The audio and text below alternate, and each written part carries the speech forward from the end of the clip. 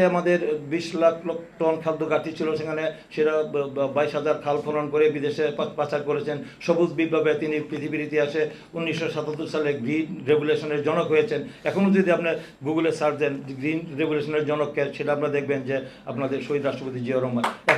এখনও যদি দেখেন আপনি যে পৃথিবীর সবচেয়ে বড় জানানো হয়েছিল কোন কোন ব্যক্তি, যে দেশীয় আন্তর্জাতিক চক্রদের শহীদ রাষ্ট্রপতি জিয়াউর রহমানকে যে ১৯২১ সালের ৩০ মে নিঃশংসভাবে হত্যা করা হয়েছিল এই বাংলাদেশের অগ্রযাত্রাকে ব্যাহত করার জন্য, সেটা রয়ের নির্দেশে বরাবরই আমরা সবাই জানি, যেটা তখন ইন্দিরা গান্ধী ছিলেন, সে তখন অনুমোদন করেছেন, তাই না? এটা আপনি জানেন যে সেখানে তাকে হত্যা করা হয়েছিল, যে একজন মানে ভারতের মতো একটি বড় দেশের পাশে একটি দেশ আন্তর্জাতিকভাবে তারা এগিয়ে যাচ্ছে, বড় মানে শক্তিশালী রাষ্ট্রের তার ব্যক্তিকে হত্যা করে তারা চেয়েছিল যে বাংলাদেশের অগ্রযাত্রাকে থামিয়ে দেওয়ার জন্য। তার সেখানে কিন্তু প্রমাণ করেছেন এই দেশের জনগণ। জিয়াউর রহমানকে হত্যা করার পরে বলছিল BNP basically no party, BNP basically no party বলে তারা নিন্দুকেরা সমালোচনা করেছিল, যে বিএনপি শহীদ জিয়া মারা গেলে নাম নিশানা থাকবে না বাংলাদেশের মানুষের কাছে এই পার্টি। তখন দেখা যায় উনি মারা যাওয়ার মৃত্যু পরে, ওনার মৃত্যু সাদত বা পরে আমরা দেখেছি যে তাদের মুখে চুন কালি দিয়ে প্রমাণ করেছে বিএনপি বেসিক্যালি পার্টি। এটা প্রমাণ হয়েছে বেগম খালেদা জিয়া এসে এই যে স্বৈরাচার রাষ্ট্র বিরোধী আন্দোলনের দলকে আবার তিনি পুনর্গঠন করেছেন, করে তার শক্তিশালী দল হিসেবে বাংলাদেশে ৩-৪ বার আমরা রাষ্ট্রীয় ক্ষমতায় আসি, জনগণের প্রত্যক্ষ ম্যান্ডেট। আওয়ামী লীগ এই দেশকে ধ্বংস করেছে আর বিএনপি গঠন করেছে, বিএনপি দেশ গড়েছে। এই হলো বিএনপির আওয়ামী লীগের বেসিক ডিফারেন্স। তারা ছিল রণাঙ্গনের মুক্তিযোদ্ধা, আমরা বিএনপি ছিল রণাঙ্গনের মুক্তিযোদ্ধা, আওয়ামী লীগ হলো শরণার্থী মুক্তিযোদ্ধা। এটা হলো আওয়ামী লীগ আর বিএনপির বেসিক ডিফারেন্স। তো এখন তারা দেশের স্বাধীনতা সার্বভৌমত্ব বরাবরই ষড়যন্ত্র করেছে। 111 আমরা দেখেছি কি করেছে, আর তার পরবর্তী দেখেছেন এখন সে বিএনপি পরিবারকে ধ্বংস করার ষড়যন্ত্র হয়েছে। এই দীর্ঘ 16 বছর আন্দোলনে আমরা দেখেছি বিএনপি পরিবার শহীদ রাষ্ট্রপতি জিয়া রহমান, খালেদা জিয়া, তারেক রহমান -2 ফরমালিনে ক্ষমতায় আসছিল, মাইনাস কিন্তু 1 ফরমালিনে আসছে। আবার যদি কথা হচ্ছে আজকে যে আমাদের যে আবার নাকি 111-এর আমাদের বক্তব্যের মধ্যে নাকি 111 আর বন্ধ হচ্ছে। 111 সবচেয়ে বেশি ক্ষতিগ্রস্ত হয়েছে, বেশি অত্যাচারিত নির্যাতিত হয়েছে বিএনপি পরিবার। -2 ফর্মুলা হয়েছিল খালেদা জিয়া এবং তারেক রহমানকে মাইনাস করার জন্য, জিয়া রহমানের নাম নিশানা বন্ধ করে মানে মুছে ফেলার চেষ্টা করা হয়েছিল, কিন্তু পেরেছে। কিন্তু 16 বছর দেখেছি যে কোথাও তার নাম নেওয়া হয়নি, মানে খালেদা জিয়া, তারেক রহমান, জিয়া রহমানের নাম বই পুস্তকে দেখেছি জিয়া রহমানের নামকে তারা মুছে ফেলার চেষ্টা করা হয়েছিল। দেখেছেন যে কোথাও তার নামটা নাই, যে স্বাধীনতা ঘোষণার নামটা বলতে দেওয়া হয়নি। তারা আজকে এই অনিবার্য ইতিহাসের থেকে শিক্ষা নেওয়া হল, ইতিহাসের বড় শিক্ষা। ইতিহাস সে আল্লাহর তরফ থেকে এই যে আপনার 2024-এর যে 5ই অগাস্ট ঐতিহাসিক ছাত্র গণঅভ্যুত্থানের মধ্যে দিয়ে শেখ হাসিনার যে করুণ পরিণতি হয়েছে, পালিয়ে যেতে বাধ্য হয়েছে। ইতিহাসে আমরা দেখেছি যে ওই আপনার বাস্তিল দুর্গে পতন হয়েছিল, ফরাসি বিপ্লবে 1916 সালে কার্ল লুইয়ের পতন হয়েছিল। কিভাবে হয়েছিল আমরা জানি, গেলোটিন দিয়ে জবাই করেছিল। আর এবার হয়তো আর 1 ঘন্টা দেরি হলে কি পরিণতি হতো আর কি। 5ই অগাস্টে আমরা দেখেছি যে বাংলা 1600 বছর 800 বছর আগে পালিয়ে গিয়েছিল গরিশান, পালিয়ে গিয়েছিল না গরিশান, গৌর গোবিন্দ না, গৌরগোবিন্দ পালিয়ে গিয়েছিল আজ থেকে 800 বছর আগে। তো আবার দেখলাম যে বাংলাদেশে আগে অতীতে অনেক সরকার পতন হয়েছে, কিন্তু পালিয়ে কেউ যায়নি। কিন্তু পৃথিবীর ইতিহাসে একটি বিরল ঘটনা, একজন সরকার প্রধান মানে আন্দোলনের মুখে পালিয়ে গেল, তারপরে আমরা দেখতে পাচ্ছি শুধু সে পালিয়ে যায়, একটি জাতীয় মসজিদের ইমামও পালিয়ে যেতে হয়েছে। মানে কি পরিমাণ অন্যায়, অত্যাচার, নিপীড়ন, নির্যাতন হয়েছিল, গুম, খুন, হামলা, মামলা। দেশকে তারা ধ্বংসের দ্বারবন্ধে, অর্থনীতিকে লুটপাট করে একবার ধ্বংসের খাদের কিনারে দাঁড় করে দিয়েছিল। তার থেকে আমি মনে করি অন্তর্বর্তীকালীন সরকার, আমাদেরই আন্দোলন সংগ্রামের ফসল, এই অন্তর্বর্তীকালীন আমি শেষ করে দিচ্ছি, এই অন্তর্বর্তীকালীন সরকারের অধীনে আমরা নির্বাচনের ক্ষেত্রে আজকে যে কথাটা হচ্ছে, যেটা আমাকে অত্যন্ত গুরুত্বপূর্ণ কথা বলেছেন মজুমদার ভাই, যে যদি তারা নিরপেক্ষতা হারায় জনগণের কাছে, তাহলে তাদের অধীনে কেয়ারটেকার ওয়ার্ডের অধীনে জনগণ মানবে না, আবার আন্দোলন করে কেয়ারটেকারের দাবি আদায় করার পরিস্থিতি হোক, আমরা চাই না। এই সরকার আমাদের প্রতিপক্ষ না, এই সরকার আমাদের প্রতিপক্ষ না, পরিপূরক। আমারই আন্দোলন সংগ্রাম, আমাদের নেতা অ্যাক্টিং চেয়ারম্যান তারেক রহমান একাধিকবার বলেছেন এই সরকার ব্যর্থ হতে দেওয়া যাবে না।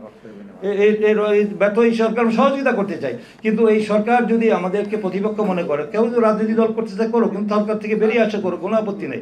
আমাদের সরকারের প্রোটোকল সুযোগ সুবিধা নিয়ে রাজনীতি তারা সংগঠন করা নিয়ে জনগণ ভালো দৃষ্টিতে দেখবে না। এটা আমরা এই সরকারকে আমরা সব ধরনের সহযোগিতা করতে চাই। এই ছাত্রদের বৈষম্যবিরোধী ছাত্র আন্দোলন, যারা এই অন্তর্বর্তীকালীন সরকার, আমরা আমাদের এই সকল রাজনৈতিক দলের এক ফ্যাসিস্ট স্বৈরাচারের এবং আমাদের তার পতিত দোসর দালালরা ছাড়া সবাই সমর্থন করেছে, সবাই সমর্থনের ভিত্তিতে হ্যাঁ, সবাই কিন্তু সমর্থন করেছে, কিন্তু এই সমর্থনের এই যে দিন দিন যে আজকে 6 মাস হয়ে গেল, তারা সুনির্দিষ্ট কোনো রুট ম্যাপ দিচ্ছে না। রুট ম্যাপ না দেওয়ার কারণে জনমনে সন্দেহ তৈরি হচ্ছে, সন্দেহ তৈরি হচ্ছে যে তারা কি করতে যাচ্ছেন।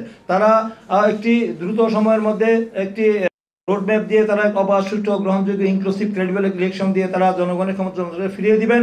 যদি ফিরে না দেওয়ার ক্ষেত্রে যদি তারা টালবাহানা করেন, দীর্ঘায়িত করেন, তখনই মানুষ কিন্তু মনে করবে তাদের কোনো অসৎ উদ্দেশ্য রয়েছে। আমরা চাই না যে এই সরকার বা বিরুদ্ধে আবার জনগণ আবার ঐক্যবদ্ধ। দিন যতই যাবে অর্থনৈতিক সংকট, রাজনৈতিক সংকট আরও ঘনীভূত হবে, এবং আমরা দেখতে পাচ্ছি যে একটি ষড়যন্ত্র, দেশি বিদেশি অনেক চক্রান্ত ষড়যন্ত্র হচ্ছে। এই চক্রান্ত করে একটা অস্থিতিশীল পরিস্থিতি, রাজনীতিকে একটি অস্থিতিশীল পরিস্থিতি তৈরি করে গোলাপানিতে মাছ শিকার করে একটি মহল অত্যন্ত তৎপরতা রয়েছে। আমরা পা না দিই, আমরা যেন এই সরকারকে আমাদের আমরা সতর্ক রয়েছি। আমরা এই সরকারকে বিরুদ্ধে আমরা গঠনমূলক সমালোচনা করার অর্থ এই নয়, গঠনমূলক সমালোচনা করতে হলে যে সেই সরকার আমরা প্রতিপক্ষের সরকার আমরা চাই না। এই অন্তর্বর্তীকালীন সরকারটা, এটা কিন্তু কেয়ারটেকার গভর্নমেন্ট না, অন্তর্বর্তীকালীন সরকার। তারা নির্ধারিত সময়ের মধ্যে তারা অনির্বাচিত সরকার, নির্বাচিত সরকারের কাছে, তারা জনগণের নির্বাচিত প্রতিনিধির কাছে তারা ক্ষমতা হস্তান্তর করবে। সেটা করে আমাদের সংস্কারের কথা তো অলরেডি আমার বলছেন, 31 দফা রাষ্ট্র সংস্কারের রূপরেখা আমরা দিয়েছি, রাষ্ট্র মেরামতের রূপরেখা দিয়েছি। তার ভিত্তিতে আমাদের অনেক আগে এটা হয়েছে।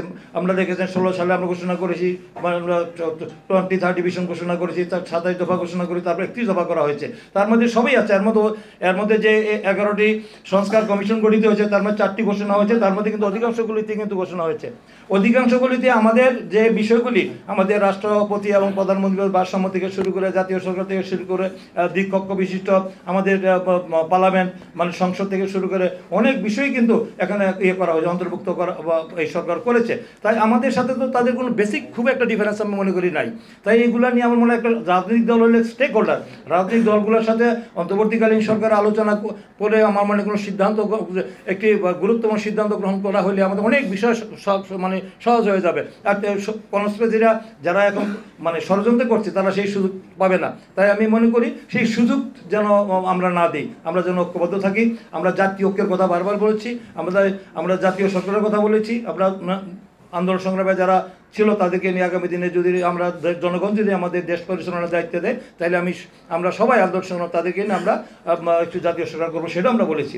তা আমাদের দিক থেকে কিন্তু আমরা সমস্ত বক্তব্য আমাদের আজকে সমস্ত মহলে তারেক রহমানের, বিএনপির এই বক্তব্যগুলো প্রশংসিত হয়েছে। তাই আজকে শহীদ রাষ্ট্রপতি জিয়া রহমানের যে নীতি, আদর্শ, দর্শন, 19 দফা কর্মসূচি এবং আমাদের 31 দফা কর্মসূচি এবং এই রাষ্ট্র মেরামতের যে কাজগুলো আমরা ঘোষণা দিয়েছি করবো, এবং জিয়া রহমানের যে স্বপ্ন, তিনি দেশ জাতি গঠনে এবং দেশের যে ভূমিকা রেখেছেন এই প্রজন্মের কাছে আমাদের এই তুলে ধরতে হবে। তার সঠিক ইতিহাস, বাংলাদেশের সঠিক ইতিহাস যেন এই পাঠ্যপুস্তকে লিপিবদ্ধ হয়, এবং জিয়া রহমান সম্পর্কে যেন এই দেশের সত্যিকার অর্থে যার জাতির জন্য অবদান যেটুকু রেখেছেন অতীতে সবার মানে সেই মানে তাদের ইতিহাস যেন বিকৃতি না হয়, সঠিক ইতিহাস যেন এই দেশের প্রজন্ম, এই দেশের তরুণ সমাজ, এই দেশের জনগণের কাছে সেটা প্রতিষ্ঠিত হয়। আর যেন এক ব্যক্তির স্তুতি যেন না হয়, আর কোনো স্বৈরাচারের আভাব না হয়। আমরা চাই যে আগামী দিনে একটি সুন্দর, একটি গণতান্ত্রিক সরকার, একটি জনগণের সরকার প্রতিষ্ঠা হবে। সেই প্রতিষ্ঠায় শহীদ রাষ্ট্রপতি জিয়া রহমানের সেই স্বপ্ন যেন বাস্তবায়ন হয়, এবং আমাদের দেশের মানুষের যে বিগত দিনের ইয়ার জন্যে, অর্থনীতির জন্যে, গণতন্ত্রের জন্যে, মানুষের আইনের শাসন হিসেবে স্বাধীনতার জন্য লড়াই করেছে, সেটা যেন অক্ষুণ্ণ থাকে, সেটা যেন আগামী দিন প্রতিষ্ঠিত। এই আশাবাদ ব্যক্ত করে সকলকে ধন্যবাদ দিয়ে আমার বক্তব্য শেষ করছি। কথা হবে। বাংলাদেশ জিন্দাবাদ। আমাদের বাংলাদেশ জাতীয়তাবাদী সাংস্কৃতিক